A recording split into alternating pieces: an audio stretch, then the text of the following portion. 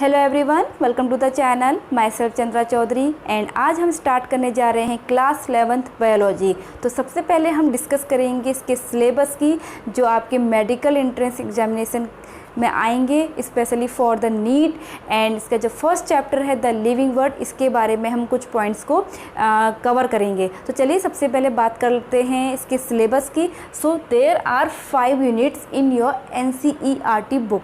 So first unit is diversity in living world, second unit is structural and organization in animal and plants, third unit is cell structural and function, fourth unit is plant physiology and fifth unit is human physiology. तो सबसे पहले हम बात करते हैं first unit की, that is diversity in living word.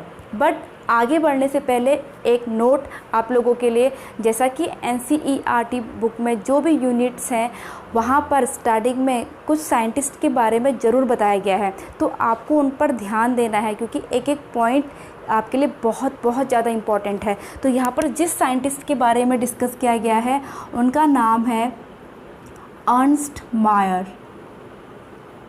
Okay, इनका जो जन्म हुआ था वो हुआ था 5 जुलाई 1904 में, और कहाँ हुआ था? जर्मनी में। ओके, और इनकी जो स्टडी की थी इन्होंने वो की थी हार्वर्ड यूनिवर्सिटी से। और अगर बात करें इनके वर्क फील्ड की तो इन्होंने वर्क किया था ऑर्निथोलॉजी पर, टेक्सोनॉमी पर, जू जियोग्राफी पर आप, एंड बहुत सारे जो आपके बायोलॉजिकल के जो फील्ड हैं वहाँ पर, जो इसकी हिस्ट्री एंड फिलॉसफी है बायोलॉजी की, इन सब पर इन्होंने काम किया था। एंड इनको बहुत सारे अवार्ड से भी नवाजा गया था और इनको एक स्पेशल नाम दिया गया था जिसका नेम था the Darwin of 20th century. इनको ये नेम दिया गया था। अगर इनकी डेथ की बात करें तो इनकी डेथ हुई थी 100 ईयर में, मीन्स 1904 में थी तो 2004 में इनकी डेथ हुई थी। ओके, तो ये तो बात हो गई अर्नस्ट मायर के बारे में। चलिए अब बात करते हैं इसमें कितने चैप्टर्स हैं।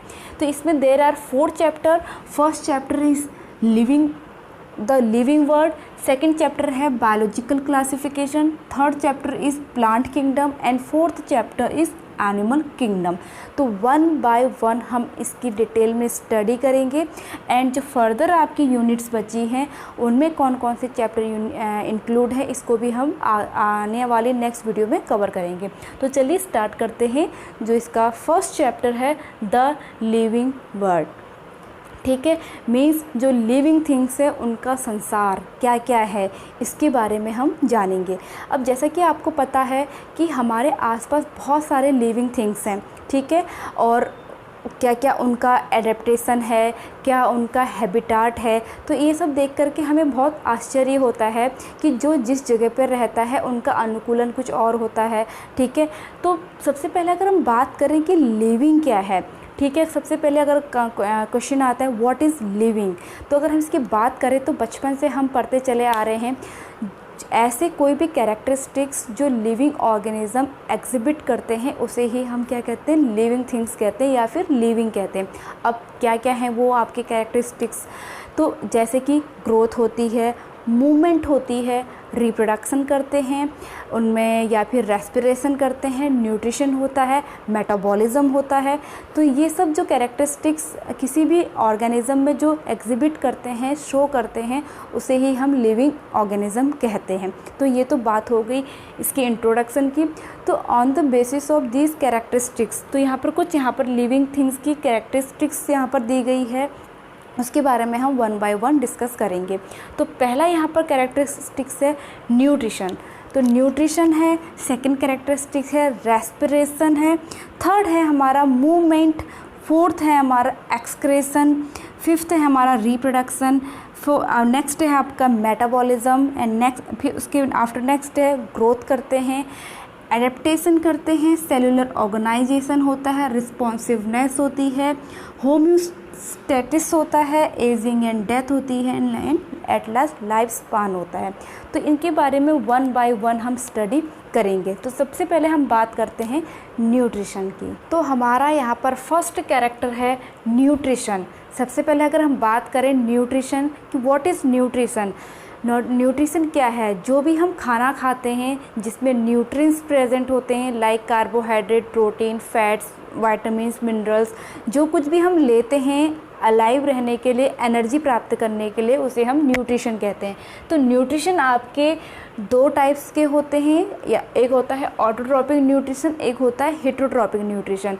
जिनमें ऑटोट्रॉपिक न्यूट्रिशन होता है उन्हें हम ऑटोट्रॉप्स कहते हैं, और जिनमें हेटेरोट्रॉपिक न्यूट्रिशन होता है उन्हें हम हेटेरोट्रॉप्स कहते हैं। अब ये होते क्या हैं, ऑटो मीन्स स्वयं, मीन्स जो अपना खाना खुद बना सकते हैं उन्हें हम ऑटोट्रॉप्स कहते हैं, एंड इस प्रकार के न्यूट्रिशन को ऑटोट्रॉपिक न्यूट्रिशन कहेंगे। उसी तरह से हेटेरोट्रॉपिक मीन्स जो न्यूट्रिशन के लिए अदर एनिमल्स या फिर प्लांट प्रोडक्ट पे निर्भर रहते हैं, डिपेंडेंट रहते हैं, उन्हें हम हेटेरोट्रॉप्स कहते हैं, और उनमें जो न्यूट्रिशन होगा, मोड ऑफ न्यूट्रिशन होगा, उसे हम आपका हेटेरोट्रॉपिक न्यूट्रिशन कहेंगे। तो ठीक है, ये एक कैरेक्टर हो गया किसका, लिविंग ऑर्गेनिज्म का, जो लिविंग वर्ड है। ठीक है, उनमें न्यूट्रिशन होगा। जो नॉन लिविंग थिंग्स हैं उन्हें न्यूट्रिशन की आवश्यकता नहीं होती है अलाइव रहने के लिए। किन्हें आवश्यकता होती है, लिविंग थिंग्स को आवश्यकता होती है। ओके, चलिए नेक्स्ट पॉइंट देखते हैं, रेस्पिरेशन। अब रेस्पिरेशन क्या है, वो न्यूट्रिशन से ही कनेक्टेड होता है,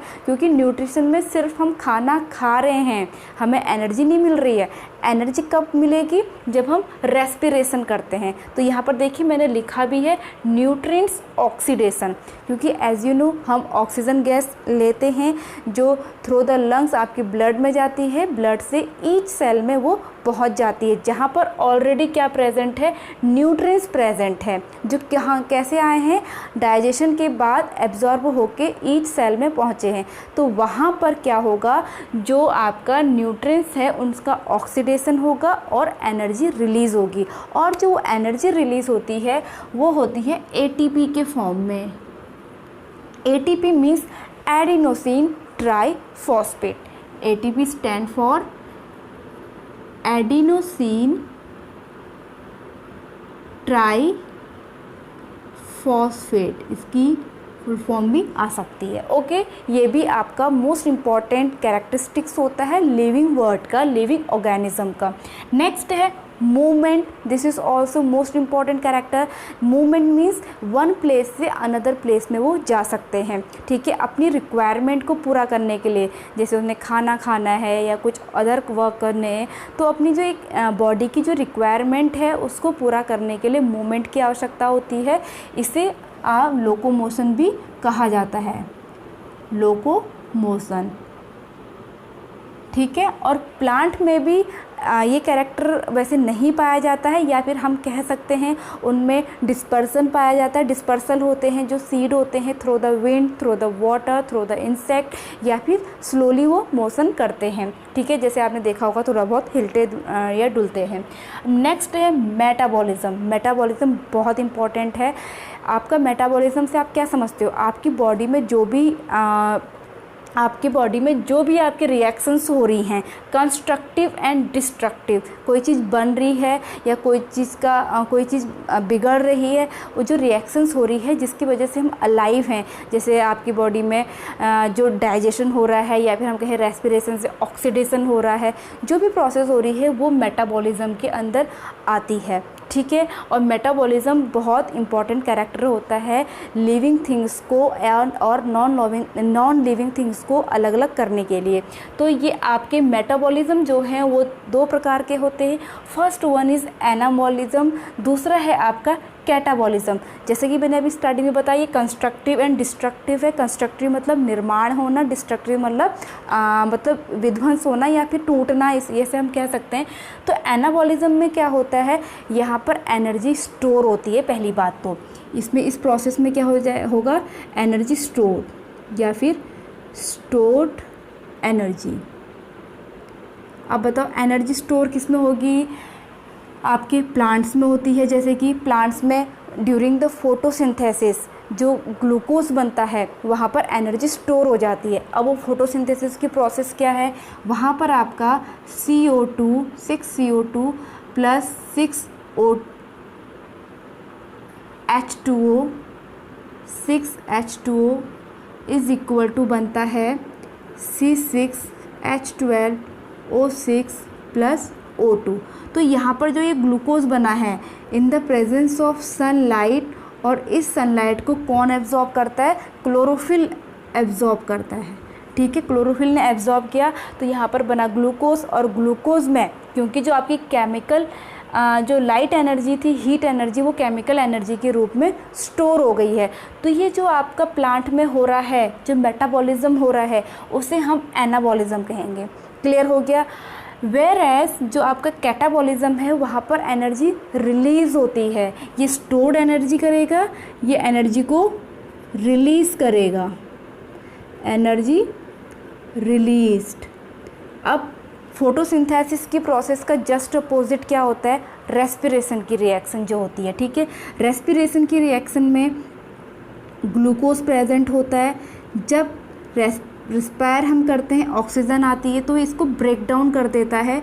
यहाँ पर CO2 H2O और क्या बनता है, एनर्जी बनती है। तो यहाँ पर देखिए एनर्जी क्या हो गई, रिलीज़ हो गई। तो ये जो आपका मेटाबॉलिज्म है वो क्या है आपका, एक प्रकार से इसको हम क्या कहेंगे, कैटाबॉलिज्म कहेंगे, जहाँ पर एनर्जी रिलीज्ड हो रही है। ठीक है, समझ में आ गया। और ये बहुत मोस्ट इम्पॉर्टेंट कैरेक्टर होता है लिविंग वर्ड का। ओके, नेक्स्ट है एक्सक्रेशन। एक्सक्रेशन क्या होता है, अब देखो लिविंग वर्ड जो है, लिविंग ऑर्गेनिज्म जो है वो न्यूट्रिशन कर रहे, तो उनका बॉडी से बाहर आना भी तो ज़रूरी है, वरना तो वो हमारी बॉडी में एक्यूमुलेट होते रहेंगे। ठीक है, तो रिमूवल ऑफ वेस्ट, जो हमारी बॉडी में वेस्टेज बन रहे हैं, उन जो बॉडी से गेट रिड ऑफ होते हैं, बाहर निकलते हैं, उस प्रोसेस को हम क्या कहते हैं, एक्सक्रेशन कहते हैं। ठीक है, तो हमारी बॉडी में जो मेजर ये वेस्टेज होते हैं वो क्या होता है, CO2 एंड H2O। ये मेजर क्वांटिटी में होते हैं वेस्टेज, ये क्या हो गया आपके मेजर क्वांटिटी में। एंड वेयर एज जो आपके नाइट्रोजिनस वेस्ट होते हैं लाइक अमोनिया, NH3, यूरिया होता है। ठीक है, यूरिक एसिड होगा। ये जो वेस्टेज होते हैं वो थोड़ा कम अमाउंट में होते हैं, और ये वेस्टेज का रिमूव होना बहुत ज़रूरी है। अगर ये बॉडी में हमारे रहेंगे तो ये पॉइजन बन जाता है। ठीक है, तो इस प्रोसेस को हम क्या कहेंगे, एक्सक्रेशन। अगर वो न्यू कुछ ले रहा है तो उसका बाहर आना भी ज़रूरी है। नेक्स्ट है ग्रोथ। Growth most important. देखिए ये क्या है, पहली बात इरिवर्सिबल क्वांटिटेटिव इंक्रीमेंट। यहाँ पर मतलब देखिए, पहली बात अगर हम लंबे हो गए तो क्या हम छोटे हो सकते हैं, नहीं हो सकते हैं, तो इरिवर्सिबल है। क्वांटिटेटिव है, ऑफ कोर्स है। ठीक है, हम जैसे एक साल जब छोटा बच्चा होता है उसमें क्वांटिटेटिव मेजरमेंट होता है कि एक साल में वो 3 फीट का है, 2 साल बाद वो 4 फीट का हो जाएगा, फिर कुछ साल बाद वो 5 फीट का हो जाएगा, फिर 6 फीट का हो जाएगा। तो एक क्वांटिटी में उसका इंक्रीमेंट हो रहा है। तो आपकी ग्रोथ क्या है, इरिवर्सिबल क्वांटिटेटिव इंक्रीमेंट है। तो यहाँ पर देखिए जो ग्रोथ होती है उसको हम 2 टाइप्स में डिवाइड कर सकते हैं। एक होता है प्रोटोप्लाज्मिक, एक होता है एपोप्लाज्मिक। तो प्रोटोप्लाज्मिक जो ग्रोथ होगी वो किस में होती है, आपके लिविंग में, लिविंग थिंग्स में जो ग्रोथ होती है उसे हम प्रोटोप्लाज्मिक कहते हैं। अदरवाइज जैसे देखो सेल का डिवीज़न होता है, सेल बनती हैं, और जबकि एपोप्लाज्मिक किस में होगा, नॉन लिविंग, जो आपके नॉन लिविंग होगा, लाइक आपका जैसा सेल वॉल, ये एग्जाम्पल हो गया किसका, नॉन लिविंग थिंग्स में जब इंक्रीमेंट होगा, उनमें ग्रोथ होगी, तो उसे हम क्या कहेंगे, आपका नॉन लिविंग थिंग्स में, और उसको हम बोलेंगे एपोप्लाज्मिक। जबकि प्रोटोप्लाज्मिक क्या होगा, लिविंग थिंग्स में जो हमारी बॉडी के अंदर है उसमें इंक्रीमेंट होगा, तो उसे हम प्रोटोप्लाज्मिक ग्रोथ कहेंगे। ओके, नेक्स्ट है सेलुलर ऑर्गेनाइजेशन।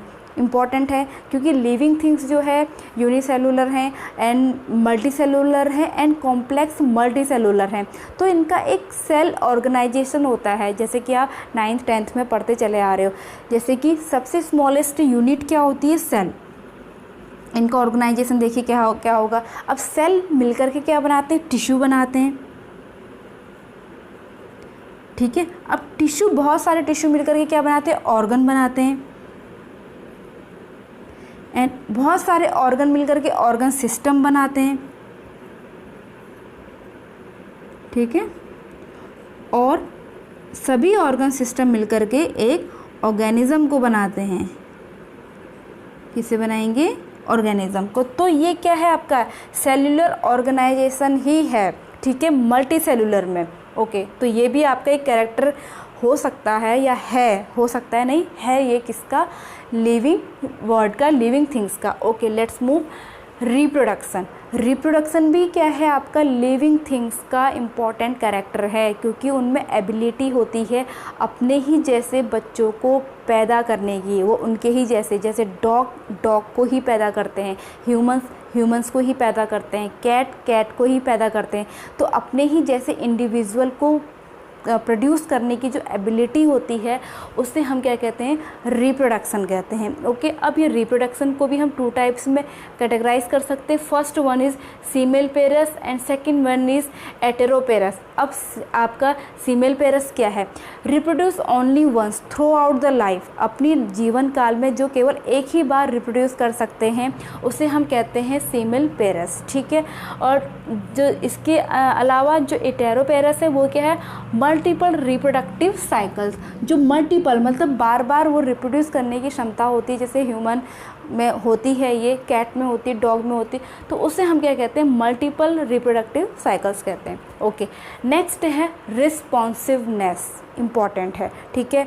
आपका रिस्पॉन्सिवनेस मतलब कोई भी एक्सटर्नल जो स्टिमुलाई होता है उसके प्रति रिस्पॉन्स करने की एबिलिटी होती है लिविंग थिंग्स में।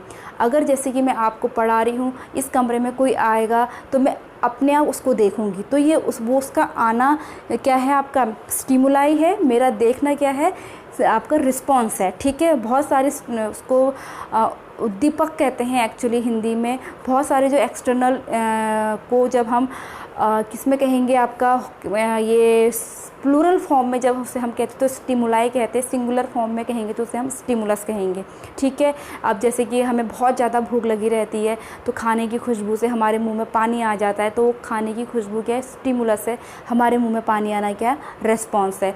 तो हमारे अंदर मीन्स जो लिविंग थिंग्स है उनके अंदर का ये कैरेक्टर होता है कि कोई भी एक्सटर्नल जो स्टिमुलाई होते हैं बहुत सारे, उनके प्रति वो रिस्पॉन्स करते हैं, ठीक है। अब नेक्स्ट है होम्योस्टैटिस, इम्पॉर्टेंट। देखो अब ये क्या है, ये टर्म क्या है, तो देखिए जो लिविंग थिंग्स होते हैं उनकी बॉडी एक्सटर्नल इन्वायरमेंट का जो टेम्परेचर होता है उसके प्रति अपने आप को एडजस्ट करते हैं, ठीक है। उसमें जो भी कंसिस्टेंसी होती है फेवरेबल कंडीशन में वो अपने आप को मेंटेन करते हैं, तो उस टर्म को हम क्या कहते हैं, होम्योस्टैटिस कहते हैं।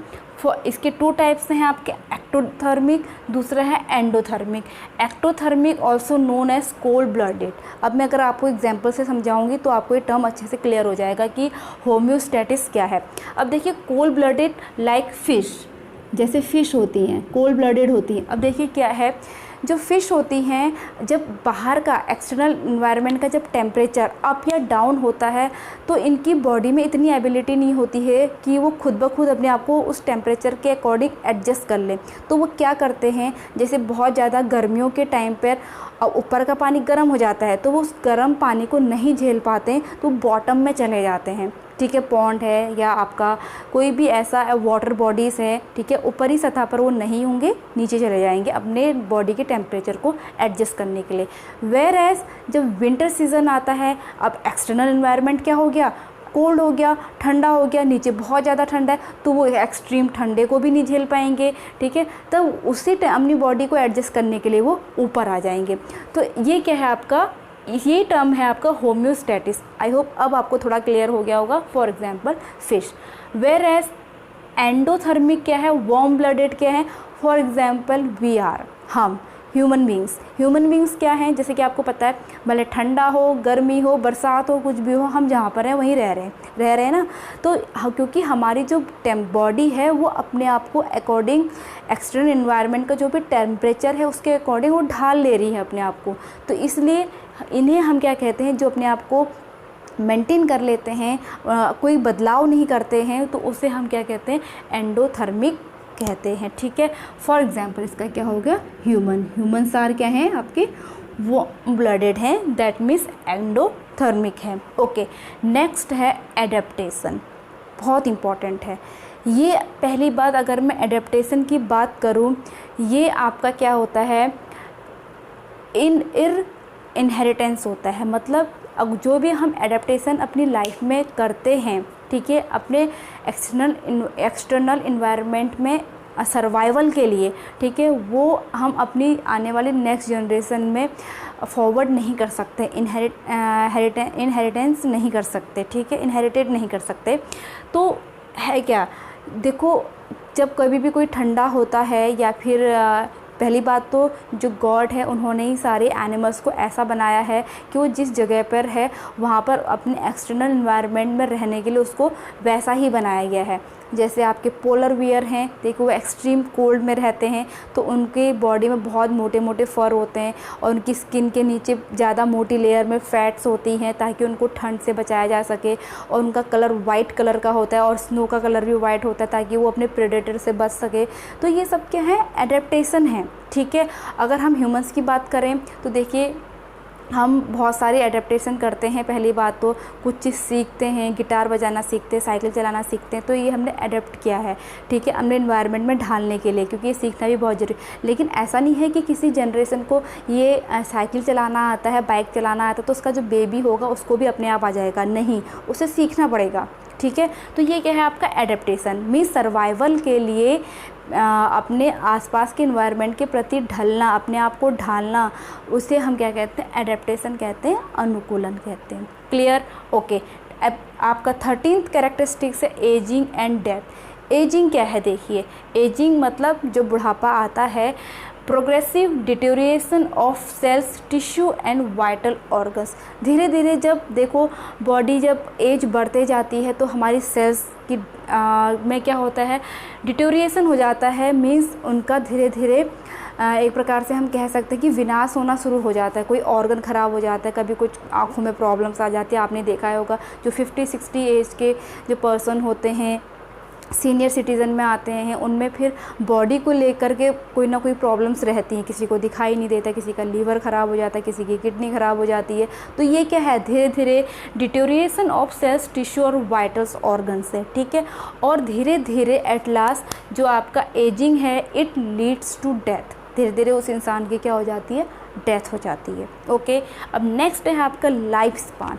लाइफ स्पान क्या है, देखिए जब किसी व्यक्ति की जो बॉर्न होती है या फिर बर्थ होता है, वहाँ से लेकर के जो उसकी नेचुरल डेथ है वहाँ तक का जो टाइम होता है उसे हम क्या कहते हैं, लाइफ स्पान कहते हैं। ठीक है, अब ये लाइफ स्पान बहुत टाइप्स की हो सकती हैं। किसी किसी लिविंग ऑर्गेनिज्म की लाइफ स्पान बहुत छोटी होती है, यहाँ तक कि कुछ दिन की होती है, और कुछ कुछ जीवों की लाइफ स्पान 50-60 साल तक होती है, और कुछ की तो बहुत ही ज़्यादा होती है, हज़ारों में होती है। कुछ प्लांट्स ऐसे होते हैं जिनकी जो लाइफ स्पान है, जैसे आपके पाइनस हैं या कोन्स हैं, उनकी लाइफ स्पान तो हज़ारों साल तक भी होती है। ठीक है, तो इसे हम क्या कहते हैं, लाइफ स्पान। ओके, तो ये आपके मेन कैरेक्टरिस्टिक्स हो गए किसके, लिविंग थिंग्स के। ठीक है, जो आपके नॉन लिविंग थिंग्स में नहीं पाए जाते हैं। अब यहाँ पर एक चीज़ नोट करने के लिए मैं यहाँ पर इंपॉर्टेंट टर्म्स बताना चाहूँगी कि लिविंग थिंग्स और नॉन लिविंग थिंग्स में जो मेजर डिफरेंस किया जाता है वो रिप्रोडक्शन या फिर मेटाबॉलिज्म को लेकर किया जाता है। फॉर एग्जांपल आपके वायरसेस हैं, वायरसेस को नॉन लिविंग थिंग्स में रखा जाता है। ठीक है, क्यों? क्योंकि वायरस में रिप्रोडक्शन करने की क्षमता तो होती है लेकिन उनमें मेटाबॉलिज्म नहीं होता, इसलिए उन्हें नॉन लिविंग थिंग्स की श्रेणी में रखा जाता है। ओके, तो आई होप आज का ये वीडियो लेक्चर आप लोगों को अच्छा लगा हो, समझ में आया हो। आप चाहो तो इसका स्क्रीनशॉट ले सकते हैं अगर आपको आवश्यकता है तो, और अच्छा लगा हो तो please hit the like, leave the comment and subscribe to my channel and press the bell icon. और मैं मिलूँगी अपनी नेक्स्ट वीडियो के साथ, तब तक के लिए stay tune, bye bye, stay healthy.